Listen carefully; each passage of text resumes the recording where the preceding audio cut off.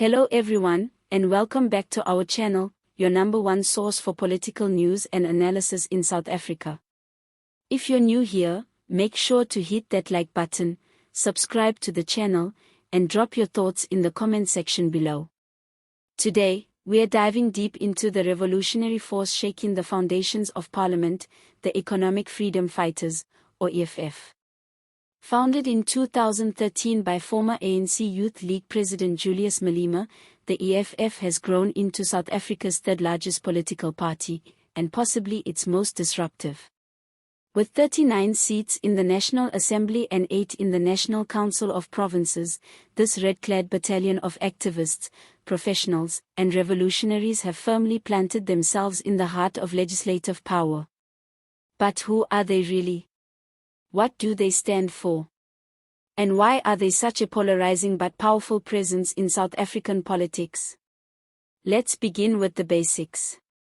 The EFF brands itself as a radical left-wing, Pan-Africanist movement that stands for the complete economic emancipation of South Africa's black majority. It doesn't just aim to tweak the system, it seeks to dismantle the neoliberal framework entirely and replace it with a developmental state rooted in socialist principles. According to the EFF, South Africa's post-apartheid democracy has failed to deliver meaningful economic freedom for the majority of its people, and they're here to change that. Their leader, Julius Malema, is known for his fiery oratory and unapologetic tone. He speaks directly to the frustrations of millions of South Africans, the unemployed, the poor, the dispossessed. Malema's key demands have remained consistent: expropriation of land without compensation, nationalization of mines and banks, and free education and healthcare. While critics accuse him of being populist, even dangerous, his supporters argue that he's the only leader truly confronting South Africa's deep inequalities. Now let's talk about the EFF's presence in Parliament. With a total of 47 MPs, 39 in the National Assembly and 8 in the NCOP, the party has built a powerful caucus that punches above its weight. These MPs come from all walks of life: lawyers, student leaders, professors, workers, united by the goal of economic liberation. One of the most notable is Naledi Chirwa, a former #FeesMustFall activist and now one of the youngest MPs in the House. Her passionate speeches often focus on gender justice, equitable education, and youth empowerment. Chirwa represents the growing youth support for the EFF, particularly among students and unemployed graduates who feel betrayed by the promises of 1994. The EFF has consistently challenged the status quo in Parliament. From interrupting presidential addresses to walking out on votes they view as unconstitutional, they are known for their theatrical yet strategic tactics. But behind the drama is a serious political force. The EFF has tabled motions on land reform, wealth taxes, state pharmaceutical production, and increasing the minimum wage. They have been vocal about corruption, often calling out both the ANC and the DA when they believe the people are being shortchanged. Recently, the EFF has doubled down on its rejection of neoliberal economic policies. They've accused both the ANC and DA of selling out the poor through budget proposals that favor austerity over public investment. The party has gone so far as to vote against the national budget, arguing that it ignores critical issues like housing, healthcare, and job creation.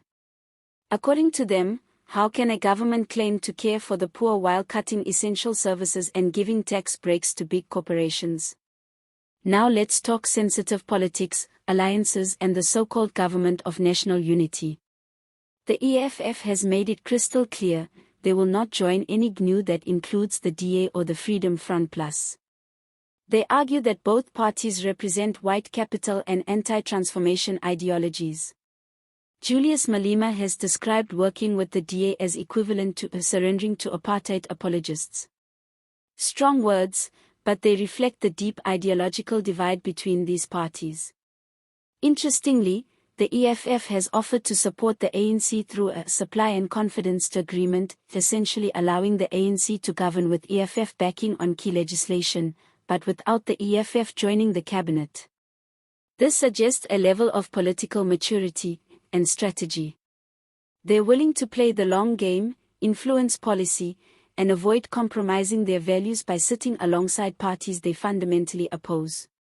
On the ground, the EFF is also building momentum. Their local government presence, though limited, has seen some notable interventions. In Ekurhuleni, for example, the EFF claims that the city's revenue dropped by R2 billion after their member of the mayoral committee for finance was removed. They've interpreted this as proof of their impact and fiscal competence at the municipal level. As the 2026 local government elections approach, the EFF says it is going back to basics, rebuilding branches, expanding membership, and ensuring internal accountability. This grassroots approach could pay off, especially as public dissatisfaction with service delivery and corruption grows. And finally, on the international front, the EFF remains firm in its call for economic independence from Western powers. With the potential return of Donald Trump in the US, the EFF warns South Africa must brace for volatility. They advocate for stronger ties with BRICS countries and other global South economies. It's part of their broader push to reshape South Africa's global alliances, breaking the legacy of colonial dependency once and for all. Love them or hate them, one thing is clear, the EFF is here to stay. Their relentless focus on economic justice, their ability to mobilize young voters, and their disruptive energy have already reshaped the political landscape. Whether they will one day govern remains to be seen, but their role as a revolutionary force in parliament is undeniable. Thanks for watching.